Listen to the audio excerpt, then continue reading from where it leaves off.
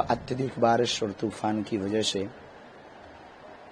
पीछे लगे हुए टेंट में प्राकृतिक आपदा हुई, उससे हृदय को बहुत दुख है। पूरे विश्व में वाणी से कार्य कम हो, चरित्र से ज्यादा कार्य होना चाहिए। इस पर किसी का जोर तो नहीं। गोस्वामी जी कहते हैं, जन्म विवाह मरणगत सोई, जहीं विधि लिखा सो तहीं विधि होई। तो आज के और कल के जितने भी कार्यक्रम थे तो वो भी विराम किए। बड़ी शांति तरीके से, सहज तरीके से सब लोग उत्सव को मना रहे हैं। चूँकि पूर्ववत सभी संगीत व विशेष कार्यक्रमों को स्थगित कर दिया, साधारण सबको सीताराम करके हम जो आ रहे हैं उनको राम राम करते हुए मिल रहे हैं।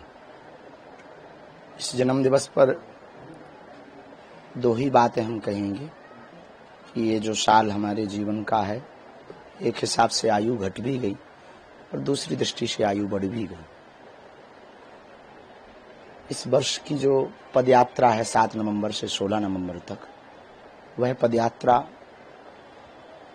केवल और केवल हिंदू एकता के लिए, सनातन को बचाने के लिए, भेदभाव, जात पात, छुआछूत, ऊंच नीच और जातिगत अभिमान से ऊपर उठाने के लिए, इन सब से, छुआछूत से ऊपर उठें लोग, भेदभाव से ऊपर उठें, जात पात से ऊपर उठें, राष्ट्रवाद के प्रति समर्पित हो गए। इस भाव को लेकर के इस वर्ष पदयात्रा हम करेंगे। दूसरा, जन्म दिवस पर जीवन है, नित्य जन्म होता है। जब भी जागते हैं तब नया जन्म है, नूतन जन्म है। पाश्चात्य संस्कृति के हिसाब से जन्म दिवस ना मनाएं, कैंडल बुझाकर नहीं, दीप जलाकर के जन्म दिवस मनाएं। यही भारत के सभी युवाओं को हमारी प्रेरणा है और संदेश। अत्यधिक बारिश और तूफान की वजह से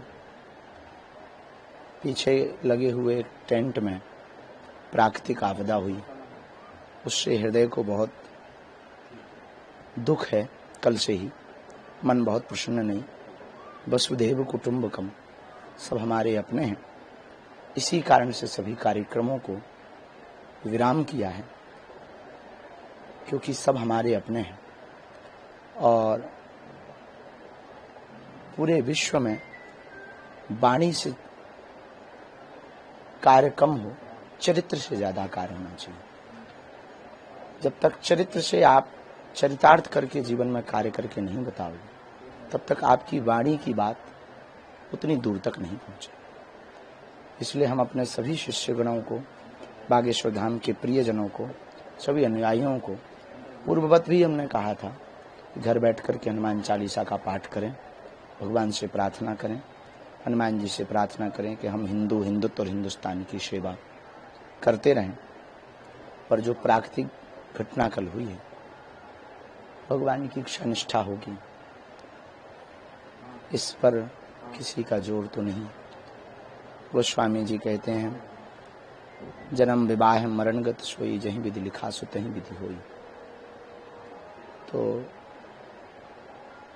आज के और कल के जितने भी कार्यक्रम थे तो वो भी विराम किए। आगामी जो एक कथा थी, परिस्थितियों को देखते हुए इस कथा को भी विराम किया।